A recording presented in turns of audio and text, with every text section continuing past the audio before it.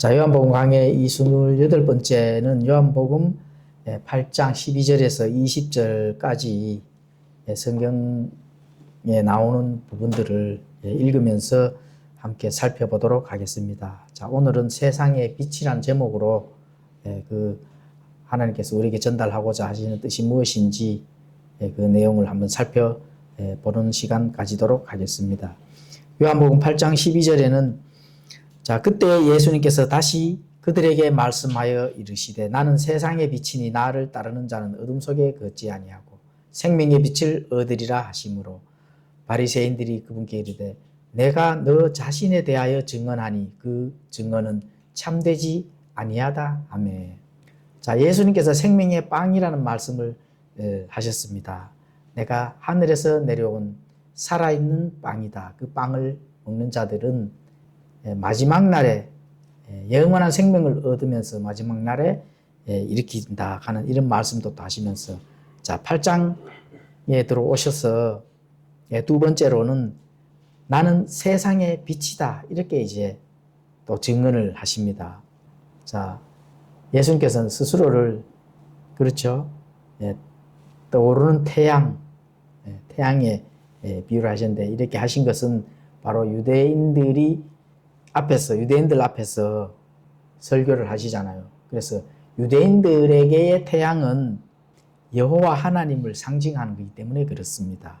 시편 84편 11절이나 말라기 4장 2절에 가보시면은 이제 그렇게 기록이 되어 있습니다. 그래서 예수님은 내가 바로 그 하나님이다 하는 것을 담대하게 지금 주장을 하시는 겁니다. 자, 시편 84편 11절에 가보시면은 이는 주 하나님께서 해와 방패이시기 때문이다. 그래서 주께서 은혜와 영광을 주시며 올바르게 걷는 자들에게 좋은 것을 아끼지 아니하시리이다. 이렇게 이제 말씀합니다. 해와 방패이시다. 또 말라기 4장 2절에는 그러나 내가 내 이름을 두려워하는 너희에게는 의의 해가 자기 날개들 안에 병 고치는 능력을 가지고 떠오르니 너희가 나가서 외양간의 송아지들과 같이 자라리라. 의의 해. 이렇게 상징으로 예수님께서 표현을 하십니다. 이것은 유대인들에게 바로 자신이 하나님이심을 다시 한번 강조를 하시고 계십니다. 자, 이 의의 해, 태양, 그렇죠. 이거는 이제 장막 절기에서 그 성막 또 성전 이런 데서 보면은 거대한 등잔대가 켜집니다. 거대한 등잔대. 각 기둥이 앞뒤로 네 군데가 켜지는데, 자, 이스라엘 백성을 광야에서 인도했던 그 불기둥을 상징을 합니다. 자, 그래서 이 세상, 여기서 이제 세상의 빛이니 이렇게 예수님께서 말씀할 때 이 세상은 주로 세상에 있는 이스라엘 유대인들 외에 이방인들을 가리키죠. 그래서 유대인들은 보통 이방인들을 세상이라고 이렇게 불렀습니다. 그래서 이 세상 속에서의 이방인들은 전혀 하나님을 모르고 살아가는 그런 짙은 어둠 속에서 살아가는 사람들이 바로 이방인들이죠. 하나님을 모른다면은 당연히 어둠 속에서 어둠의 세력들과 함께 멸망으로 갈 수밖에 없는 그런 존재들이다. 그렇게 이제 볼 수가 있는 겁니다. 그래서 예수님은 이사야 42장 6절의 예언처럼 이스라엘의 영광일 뿐만 아니라 이방인들의 빛으로 이 세상에 오셨다. 이런 것들을 알 수가 있습니다. 자, 그래서 나는 세상의 빛이다. 이렇게 이제 말씀하시면서 나를 따르는 자는 어둠 속에서 걷지 아니하고 생명의 빛으로 생명의 빛을 얻으리라. 이렇게 말씀합니다. 나를 따르는 자. 자, 나를 따르는 자의 그게 예수님을 따르는 자. 그렇죠? 예수님을 따르는 자는 어떤 축복이 오시는가? 첫 번째 축복이 뭘까요? 어둠 속에서 걷지 아니한다는 겁니다. 그리고 두 번째 축복, 세상의 빛을 얻으리라. 당연히 어둠에 걷지 아니한다면은 어둠 아니면 빛이죠. 그렇죠? 그러니까 생명의 빛, 그것도 생명의 빛을 얻는다는 겁니다. 자, 여기서 따른다는 것을 한번 살펴보도록 하겠습니다. 따른다는 것의 의미는 무엇일까? 예수님을 이 땅에서 단순히 그냥 육체적으로 기적을 보고, 그렇죠. 또 뭔가 예수님께서 뭐 만나와 메추라기를 내려주듯이 날이면 날마다 먹여주고 재워주고 하는 그런 육체를 쫓는다는 그런 뜻이 아닙니다. 영적으로 따르는 것이다. 이렇게 예수님께서는 그런 것들을 지금 나타내 보여주시는 겁니다. 상징으로 떠오르는 이런 태양, 또 의의 해, 그렇죠? 그런 것들을 말씀하셨다면은, 그렇다면 다음과 같은 이제 행위를 이제 포함하는 거죠. 어떤 행위를 포함할까요? 첫 번째, 믿음. 믿음이 당연히 따라오게끔 되어가 있습니다. 믿음으로 따라야 된다. 그렇죠. 요한복음 12장 46절과 비교를 해보시면 되겠습니다. 그러면은 따르면서 그냥 믿음으로만 따르면 될까요? 아니죠. 예수님께 거기에 소망을 두고 또 은혜를 실천하면서 내가 왜 따라야 될 것인가 그 의무를 이행을 하는 겁니다. 실천을 해야 된다는 거죠. 그렇게 되면은 또 따라오는 것이 하나가 있죠. 희생이 따라온다는 겁니다. 믿음, 또 내가 하나님의 은혜를 통해서 이 땅에서 뭔가 빛의 역할, 그죠? 이 빛의 역할을 하려고 하면은 사랑으로, 그리고 그 다음에 따라오는 거는 뭐가 따라올까요? 거기에서 실천을 하려고 하면은 희생이 따라온다. 그래서 예수님과 다양한 고난과 고통을 함께 겪어 나가야 되는 그런 그때 당시의 상황에서도 그렇고 지금도 마찬가지죠. 예수님을 따른다 하는 것은 자기를 부인하고 십자가를 지지 아니하면은 예수님을 따른다고 볼 수가 없는 거거든요. 그런 것과 그 예수님의 공생의 당시에 많은 유대인들 또 제자들에게도 선포한 내용이 그날이나 지금이나 똑같다. 이렇게 이제 볼 수가 있습니다.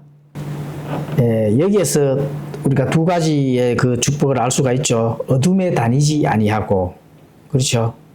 자, 이 어둠에 다니는 자들은 자, 무엇일까요? 자신이 누군지 어디로 가는지 모르는 그런 불신앙, 믿음이 없다는 거죠.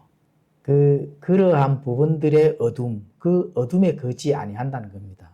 불신앙의 어둠 속에서 내가 어디에서 와서 왜 살며 어디로 가는지 이런 거를 모른다 하면 제일 불행한 자가 되겠습니다.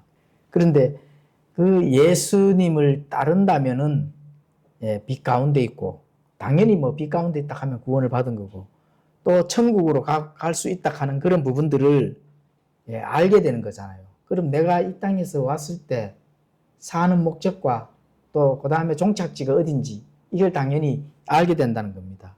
내가 순교를 당하더라도 왜 순교를 당하는지는 알고 순교를 당해야 돼.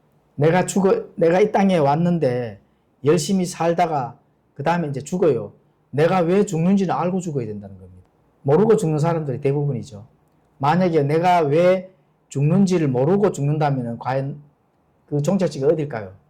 하나님과 상관없는 떨어져서 하나님과 상관없는 장소, 영원히 하나님과 분리된 장소, 어둠만이 있는 그 장소에 거기에 가야 됩니다.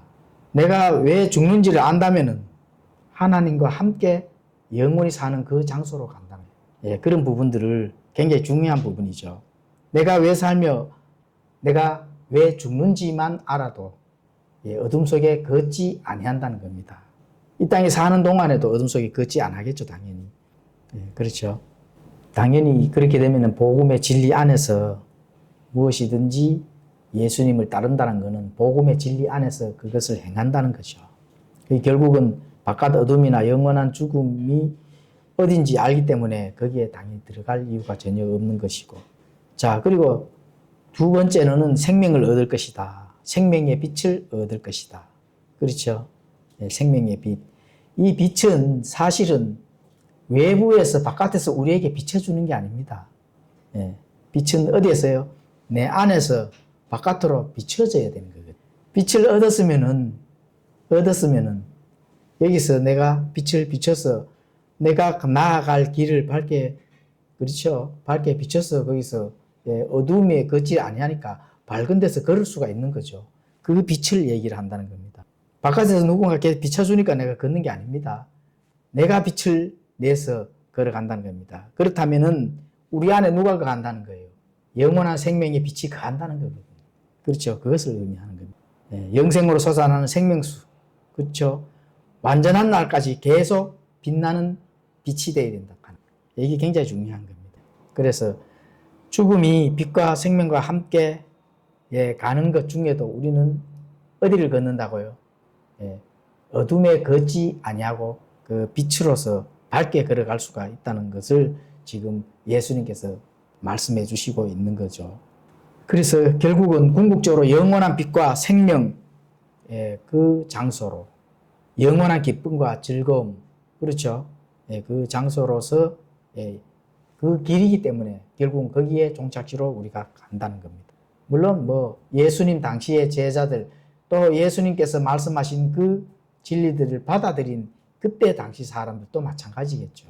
자, 내가 너 자신에 대하여 증언하니 증언은 참되지 아니하다 하며, 자, 유대인들을 예수님께서 나는 세상의 빛이다. 나를 따른 자는 어둠에 걷지 아니하고, 그렇죠? 생명의 빛을 받으리라. 이렇게 말씀하시니까 유대인들이 발끈을 하는 겁니다. 내가 너 자신에 대하여 증언하느냐? 그렇다면은 너 스스로 증언하는 그 증언은 참되지 아니하다. 이렇게 지금 유대인들이 발끈을 해서 지금 얘기를 하고 있습니다. 자, 이들은 아마도 간음 여인 사건 때 우리가 앞전에 공부를 했잖아, 그죠? 8장 1절에서 11절까지. 자, 이런 자들이 거기에 또 틈새에 끼어서 또 선동을 하겠죠. 양심의 가책을 느끼고 또 도망을 갔다가 다시 들어와서 예수님을 이제 모함을 하겠죠. 너 스스로 증언하는 거, 그 증언은 참되지 아니하다. 이렇게 이제 하는 겁니다. 또 예수님께 불만을 많이 품고 있겠죠. 뭔가 예수님이 돋나 보이고 좋아 보이잖아요. 돋나 보이고 좋아 보이면 당연히 사람들의 인간 세상 속에서 어둠에서 걷는 자들은 뭐가 일어날까요? 질투가 일어나는 겁니다. 그런 욕심, 질투, 많은 부분 마귀들의 이 무기, 마귀들의 속성이 당연히 나타나게끔 되어 있습니다. 그렇게 되면은 이제 예수님을 모함하고 또 불만을 굽고 꼬투리를 잡으려 하겠죠. 그래서 이런 부류의 사람들을 지금 예수님에게 너 증언은 참되지 아니하다. 이렇게 이제 말씀하는 겁니다. 잠언 27장 2절에 가보시면은 거기에 관련된 말씀이 기록이 되어 있습니다. 자, 그러면 이 바리새인들, 이런 자들이 비난에 숨겨진 의도가 무엇일까요? 예수님이 선언하시는 그 나는 세상의 빛이다. 이건 단순한 개인적인 주장이 아니라 예수님은 메시아라는 겁니다. 다시 말하면. 하나님의 아들이시면서 하나님과 동등된 권위를 가지고 있다는 걸 선포를 한 거거든요. 이렇게 됐을 때 바리새인들은 바로 너희는 그러면은 신성모독이다. 이렇게 이제 나가는 거죠. 이게 자신들의 그 영역, 자신들의 입지를 자신들이 지금까지 해왔는 많은 그런 율법에 대한 자부심을 가지고 해왔는 것들을 예수님에게 정치적 반역 이런 것으로 씌워서 아주 중대한 주장을 이제 하는 겁니다. 이런 것들을 가지고 유대인들이 가지고 왔을 때 왜 이렇게 하느냐? 유대인들도 근거가 없이 그렇게 하는 게 아니거든요. 자, 유대 사회에서는 법적 기준인 두세 증인의 그 증언의 원칙을 항상 가지고 옵니다. 두세 증인이 증언을 했을 때, 그러면 맞다. 이렇게 해주는 거거든요. 그래서 너 혼자 주장은 전혀 법적 효력이 없다는 거죠. 그래서 그런 것들을 우리가 받아들일 수가 없다. 이렇게 이제 그 숨겨진 의도가 그 안에 있는 겁니다. 그래서 그들의 목적은 예수님의 주장에 대한 거기에서는 법적 효력이 없을 뿐만 아니라 거기에 대한 권위도 없다. 이렇게 맞장을 지금 하는 겁니다. 자, 요한복음 8장 14절을 읽도록 하겠습니다. 예수님께서 그들에게 응답하여 이르시되 내가 나 자신에 대하여 증언할지라도 내 증언은 참되니 이는 내가 어디에서 와서 어디로 가는지 내가 알기 때문이라. 그러나 너희는 내가 어디에서 와서 어디로 가는지 말할 수 없느니라. 참 정말 예수님께서 정확하게 또 답을 주죠. 내가 나 자신에 대하여 증언할지라도 그래도 내 증언은 참되다. 뭐 변명을 전혀 하시지 않습니다. 예수님은. 맞으면 맞는 걸로 끝까지 밀고 나가는 거죠. 상당한 의의 고집, 옳은 것 바르기 때문에 뭐 고집이랄 게 아니라 그걸로 바른 것을 밀고 나가는 겁니다. 그래서 내가 내 자신에 대해서만 증언을 할지라도 내 증언은 참되다. 참된 거 맞잖아요. 사람이 한번 죽는 것은 정한이지요. 그 뒤에는 반드시 뭐가 있다고요? 심판이 있다 하는. 그 심판이 피해 나갈 길이 없잖아요. 그렇죠? 그럼 사람이 한번 태어나면은 죽는 것이 그게 참이 아닐까요? 참이잖아요. 누구라도 죽잖아요. 예. 그래서 참을 얘기하는 것에 대한 부분들은 뭐 이렇게 좌우 생각할 필요도 없고 살펴볼 필요도 없는 거거든요. 예. 그래서 예수님께서 내 증언은 참되다. 너희들 나중에 한번 너 자신들의 심판이 다가왔을 때 그때를 한번 고민을 해봐야 된다. 이런 것들은 그 내면 안에 다 포함이 안 되어 있을까요? 그렇죠. 나는 내가 어디에서 와서 어디로 가는지 어떻게 돼요? 예수님은 당연히 알겠죠.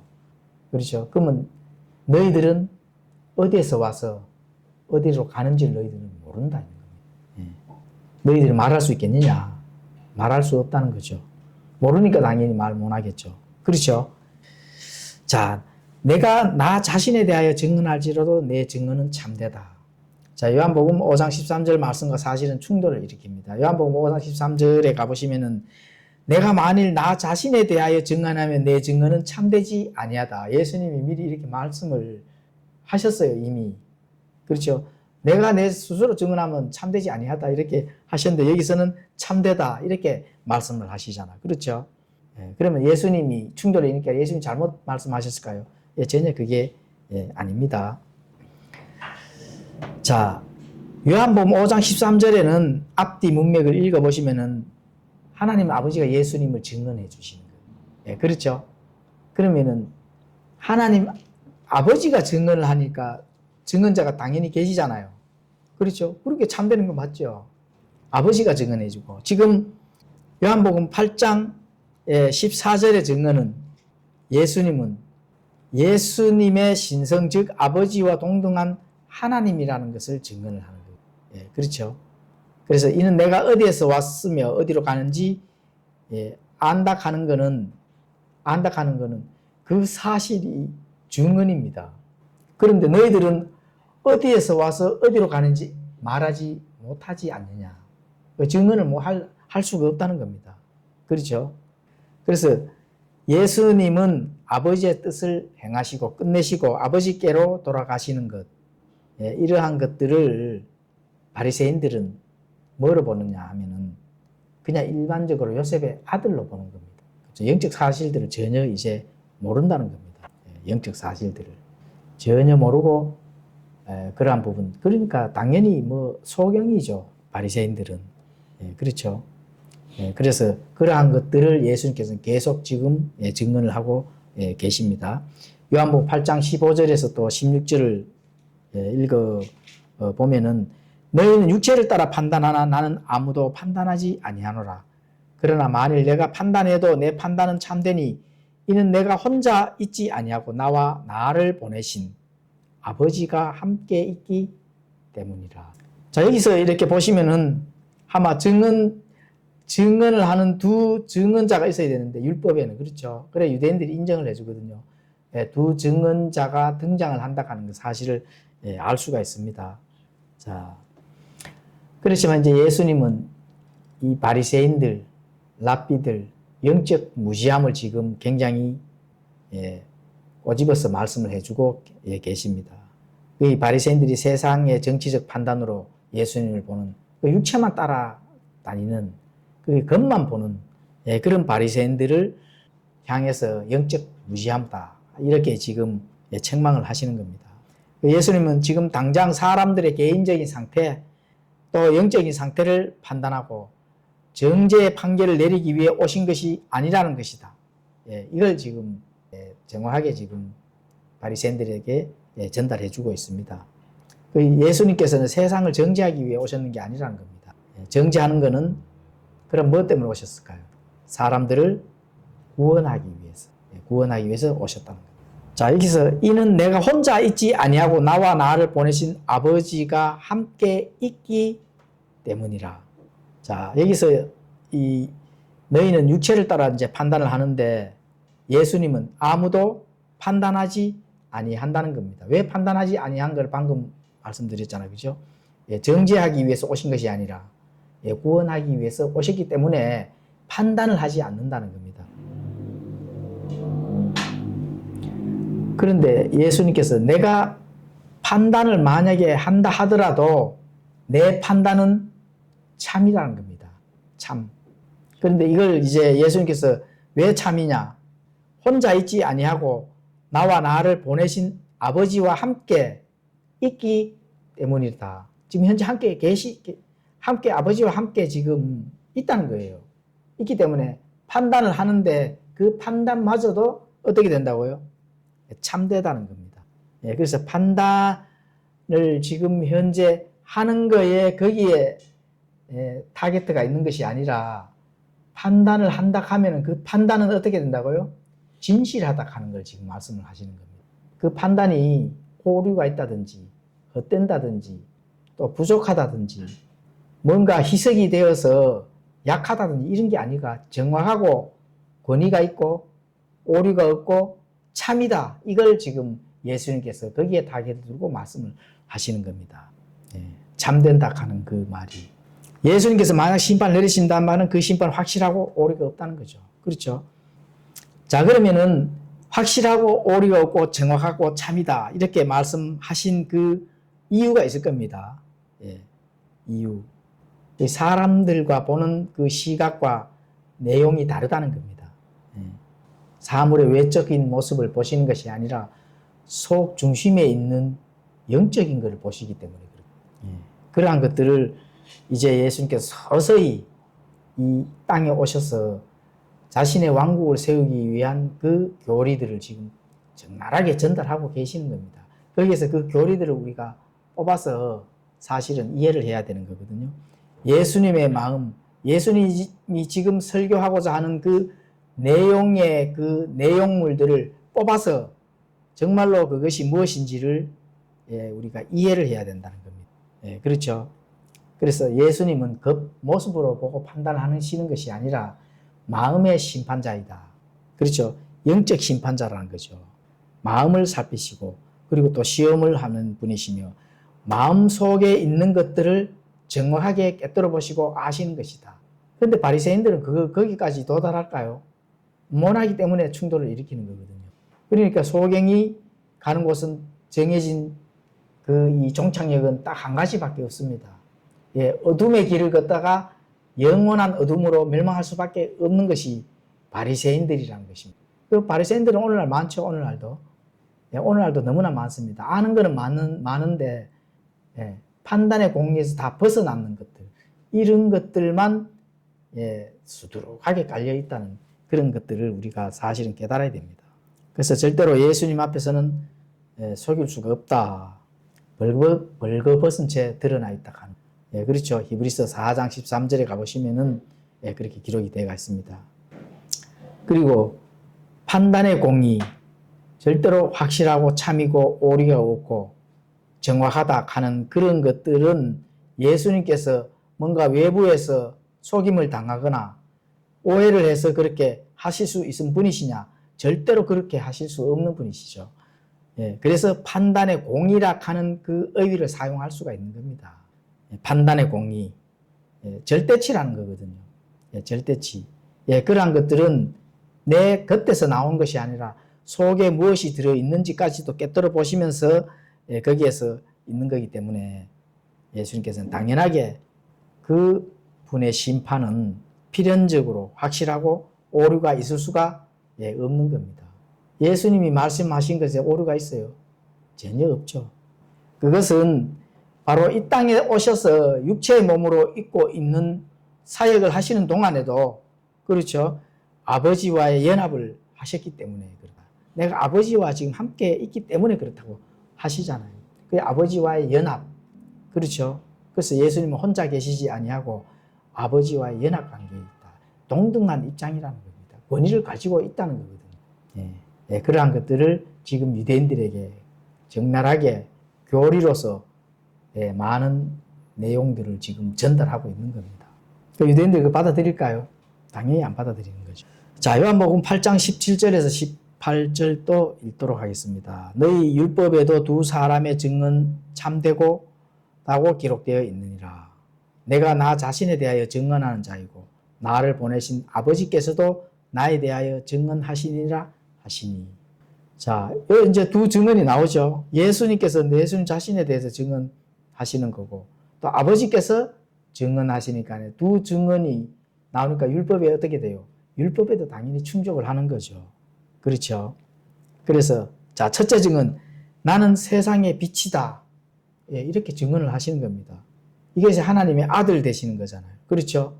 요한일서 5장 7절에 보면은 하늘에 계시는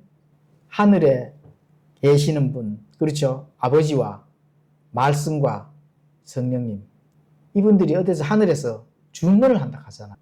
그 요한일서 5장 7절을 그냥 그대로 적나라하게 나타내 주는 겁니다. 하늘에서 증언하시는 분이 세 분 계시니 아버지와 말씀과 성령님이시다. 그 증언자가 들어가잖아요. 그 세 분은 하나이다. 이렇게 하시잖아요. 그렇죠? 예. 자, 그럼 이게 이제 첫 번째 증언이거든요. 나는 세상의 빛이다. 이게 이제 첫 번째 증언.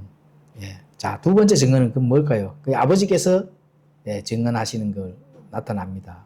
예수님께서 침례자 요한에게 침례를 받으실 때 하늘에서 어떤 음성이 들렸을까요? 내 사랑하는 아들이다. 그렇죠? 내 사랑하는 아들이다. 성령 강림절 날에 그 하늘에서 증언을 하셨잖아요. 그건 직접 하늘에서 음성이 나타난 겁니다. 뭐 상징적으로 뭐 이렇게 된 것이 아니고 마음속으로 이렇게 실제로 음성이 하늘에서 울려온 겁니다. 그리고 이제 성령님께서 강림하는 그런 일들이 예수님께서 침례자 요한에게 침례 받으실 때 그렇게 이제 증언을 하고 또 변화산에서 예수님과 모세와 엘리야 또 예수님 이 세 분이 변화산에서 하는 그 모습, 그렇죠? 또 구약 예언을 통해서 이러한 많은 것들이 나는 세상의 빛이다 하는 그런 부분들이 증언이 된 겁니다. 이사야서 42장 6절 이미 아마 오래전에 이사야 때에 이미 세상의 빛이라고 아마 증언이 된 거예요. 그렇죠? 이런 것들을 구약을 통해서 구약의 말씀들을 유대인들에게 가지고 왔을 때 유대인들이 과연 반박할 수 있을까요? 당연히 없죠. 그렇죠. 그래서 세상의 빛에 대한 그 두 증언이 바로 율법으로도 충족이 된 겁니다. 예수님께서 율법을 통해서 다 그 해결을 유대인들한테 해결을 한 거죠. 그래서 이 두 분의 신적인 인격, 하늘에 계신 아버지께서 증언을 하시고 또 예수님 자신의 신성에서 또 증언을 하시고 요한일서 5장 7절을 가지고 오시면서 그렇죠. 이 증언은 훨씬 더 확실하고 권위가 있다 하는 그런 부분들을 유대인들에게 정확하게 교리로 딱 심어주는 겁니다. 자, 요한복음 8장 19절을 읽도록 하겠습니다. 그때 그들이 그분께 이르되 내 아버지가 어디 있느냐 하매 예수님께서 대답하시되 너희가 나도 알지 못하고 내 아버지도 알지 못하는도다. 너희가 나를 알았더라면 내 아버지도 알았으리라 하시니라. 자, 아버지께서 내가 지금 아버지와 함께 계신다 이러니까 내 아버지가 어디 있느냐? 자, 유대인들은 누구를 보고 지금 지칭을 하는 거예요? 누구를 보고 이렇게 조롱을 하는 겁니다. 내 아버지는 그 목수 요셉이 아니냐 이렇게 이제 조롱을 하는 거죠. 그래서 내 아버지라니 내 아버지가 어디 있느냐? 그 목수 요셉 말이냐? 참으로 훌륭한 증인이로다. 이렇게 예수님에게 조롱을 하는 겁니다. 너희가 나를 알았다면 내 아버지도 알았으리라. 예수님께 지금 이렇게 말씀하신 것은 예수님의 선제를 전혀 모르는 바리새인들, 이 바리새인들에게 영적 무지함을 지금 엄청나게 지금 책망을 하는 겁니다. 그 바리새인들의 영적 무지함을 지금 드러내 보이는 거거든요.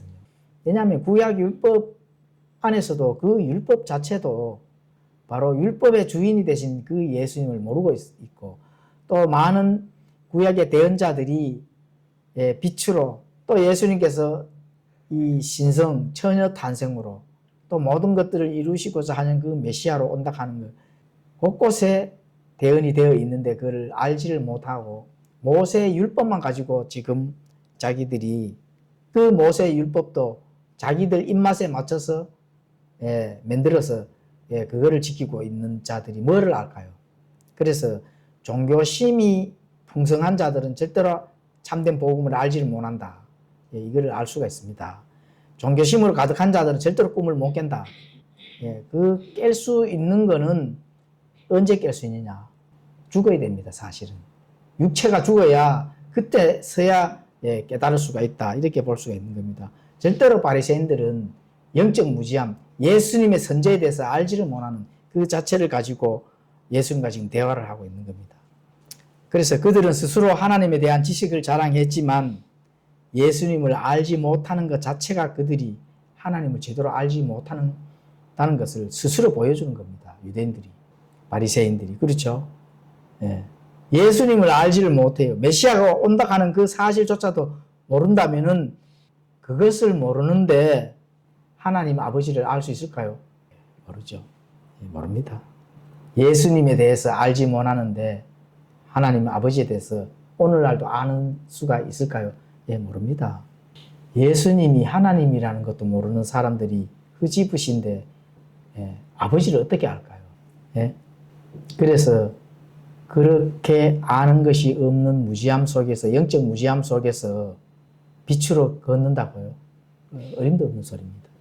어둠에서 걷는데 세상에 태양이 뜨니까 그냥 밝은 줄 알고 그냥 가는 겁니다. 실제로 영적 무지함은 어둠 속에서 걷는다. 이렇게 이제 봐야 되는 겁니다. 영적 무지함은 어둠의 길을 걷고 있다. 이런 것들을 참으로 깨닫는 자들은 빛으로 정말 걷는 자들이 되겠습니다. 그래서 예수님이나 어떠한 부분들은 알지 못한다 하는 것은 정말 영적 무지함에서 벗어날 수가 없다. 예수님은 아버지의 형상이거든요. 그렇죠?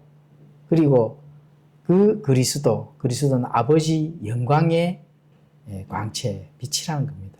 또 그 본체의 형상입니다. 그렇죠? 그래서 예수님을 본 사람은 아버지를 볼 수가 있는 겁니다. 아버지가 보고 싶다. 예수님을 보시면 되는 거거든요. 골로새서 1장 15절, 또 히브리서 1장 13절, 요한복음 14장 9절에 가보시면 정확하게 그렇게 기록이 되어 있습니다. 그런데 예수님도 모르는데 아버지를 어떻게 알까요? 오늘날도 사실 그렇습니다. 예수님이 어디에서 오셔서 어떤 일을 행하셨으며 어디로 가는지 이거를 정확하게 모른다면은 당연히 그것을 알 수 있는 시기는 어떤 시기냐? 죽은 다음에는 알게 된다는 거예요. 죽은 다음에. 영원한 그 어둠의 길을 걷다가 어둠에 갔을 때에만 영원한 어둠 속에서 그 빛이신 예수님을 그때서야 알게 된다는 겁니다. 그렇죠. 그렇게 된다면은 영원한 생명을 받지 못하는 가운데 어둠에서 영원히 살아야 될 수밖에 없는 그런 일이 벌어질 수가 있습니다. 자, 요한복음 8장 20절을 읽도록 하겠습니다. 예수님께서 성전 안에서 가르치실 때 성전 보고에서 이 말씀들을 하셨으나 아무도 그분께 손을 대지 아니하였으니 이는 그분의 때가 아직 오지 아니하기 때문이다. 사실 예수님을 통해서 어떠한 부분들을 우리가 아는 것들을 또 예수님을 통해서 그런 것들을 알지 못한다 하면은 아무도 아버지를 알 수가 없습니다. 반드시 예수님에 대해서, 예수 그리스도에 대해서 알아야 됩니다.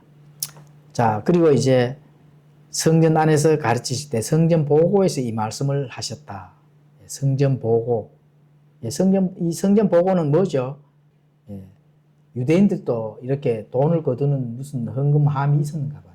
그런 성전 보고가 있었는가 봐요. 그때 이제 회당이니까, 그렇죠? 성전이라 많은 사람들이 회당에서 곳곳에 이렇게 이제 모이기 때문에 그렇게 된 것 같습니다.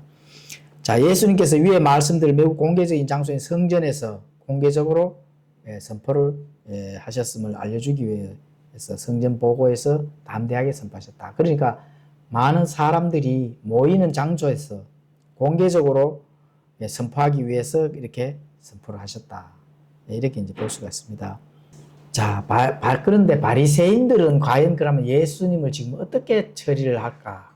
이렇게 고민을 많이 했을 겁니다. 자, 그렇다면은 이 장막 절기가 이제 끝나는 가운데 예수님께서 마지막으로 어떻게 끝남과 동시에 잡아야 되겠다. 체포를 해야 되겠다. 이렇게 해서 체포할 사람을 이제 보냈다는 겁니다. 보내고 또 그들 자신도 예수님을 어떻게 하여튼 잡아서 뭔가를 법정에 사내들인 공회에 가서 뭔가 재판을 좀 했으면 싶은 마음이 꿀뚝 같은데 어떻게 됐어요? 예수님께서 아무도 그분께 손을 대지 못하였다는 겁니다. 그렇죠. 그런데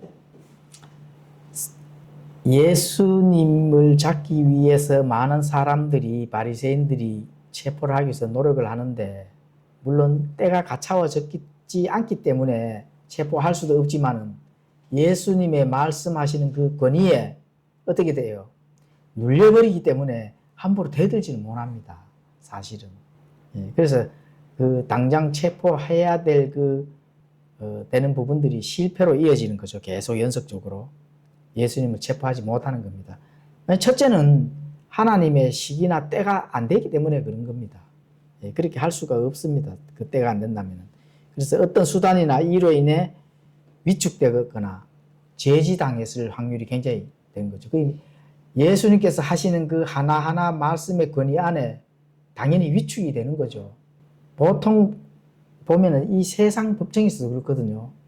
내가 당당하게 증언할 수 있는 부분들, 참된 것을 증언했을 때는 당당해지잖아요.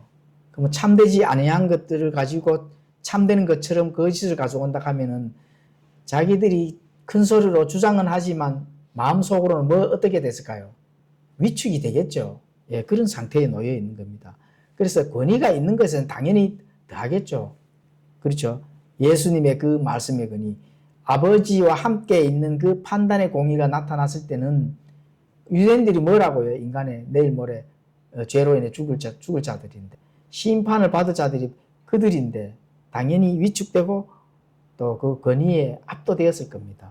그래서 체포의 실패를 하고 또 그것이 연속되어 갔을 때 마침내 예수님께서 이제 유월절이 다가왔을 때 그때서야 십자가에서 달려서 모든 일을 이루어 나가는 그런 일이 된 거죠. 자, 그래서 이제 그런 체포를 실패하는 그런 이유가 하나가 있고 또 가장 이제 궁극적인 이유가 되겠죠. 예수님께서 그의 때가 아직 이르지 아니하였음이라. 때가 안 이루어졌다는 겁니다. 정확하게 예수님께서 계획된 또 하나님께서 준비된 그 시기와 때에 정확하게 예수님께서 그 일을 성취를 해야 되는데 때가 이르기 전에 미리 죽어버리면 안 되잖아요. 그래서 하나님의 정하신 때 그때가 되어야 된다는 겁니다. 예수님께서 체포되지 않고 무사하실 수 있었던 궁극적인 이유는 그분의 고난과 죽음을 위해 정해진 시간이 있다는 겁니다. 그렇죠. 또 그분의 때가 아직 도달되지 아니한 그 시기였기 때문에 예수님이 아직까지도 할 일이 더 있었던 겁니다. 이 땅에서 할 일이 유대인들을 위해서만 할 일이 있을까요? 아닙니다.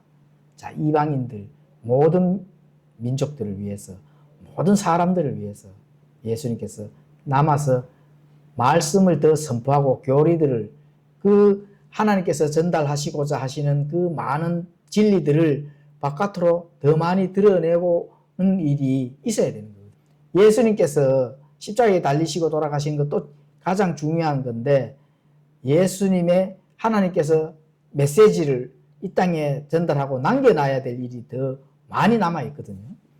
그러한 것들과 총체적으로 복합적으로 때가 안 이뤘기 때문에 그분의 때 도래하지 않았다. 이렇게 이제 되기 때문에 때가 이르지 아니하였다. 이렇게 이제 알 수가 있습니다. 그런데 여기서 뭐 두 가지 정도만 내용이 있지 이렇게 많은 내용은 있지는 않습니다. 그렇지만 우리가 드러내서 공부를 한번 해보니까 거기에 대한 그 마음을 이해가 가시죠. 바리새인들의 입장이 과연 우리가 그러한 길을 걸어왔는 게 아닌지, 그렇죠? 영적인 부분에서 또 예수님께서 많은 부분들을 판단의 공의로 전달하시고자 하시는데 우리가 받아들이지 않았는지, 이러한 것들을 이제 우리가 알고자 한번 드러냈습니다. 이런 것들 우리가 알았다면은 예수님의 마음, 우리가 예수님을 닮아가는 그 빛의 역할을 잘 해나가는 그런 성도들이 돼야 되겠다 하는 그런 다짐입니다. 그렇죠?